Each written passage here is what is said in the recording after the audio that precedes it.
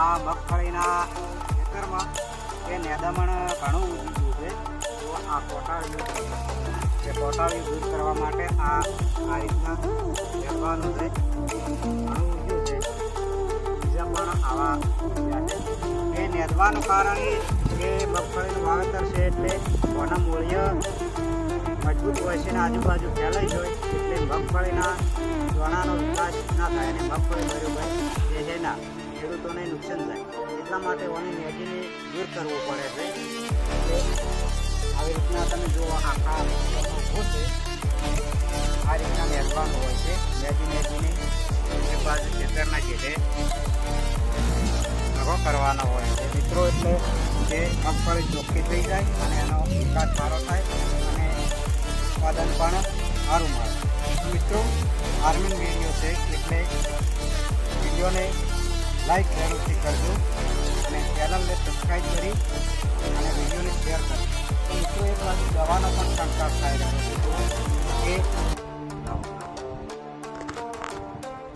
એ આ બાજુ આવો નેદવાથી હટ જલ્દી દૂર નથી થઈ રહ્યો. તો કે કંટાળો આવે છે નેદતો તો એક બાજુ દવાનો પણ છંટકાવ થઈ રહ્યો છે.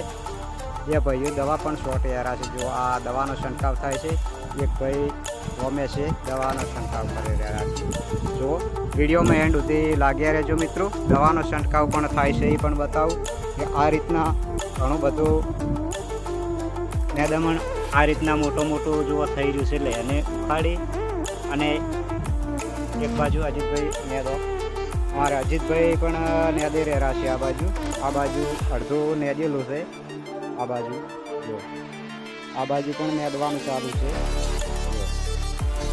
અને ઓય અડધી નેદેલી છે. આ બાજુ ઘણો ઉગારો છે એટલે ઓય એક બાજુ પંપથી દવાનો પણ છંટકાવ થઈ રહ્યો છે. એ જો આ બાજુ દવા પણ કટાઈ રહી છે મિત્રો.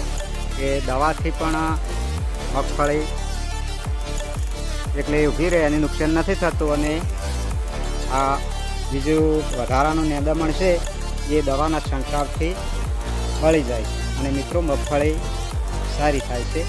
તો મિત્રો આ વિડીયો તમને ગમે તો સબસ્ક્રાઈબ કરવાનું ના ભૂલતા. વિડીયોને શેર કરજો, લાઈક કરજો અને સપોર્ટ કરતા રહેજો મિત્રો. તો બીજો વિડીયોમાં તમને ફરી મળીશું. જય માતાજી.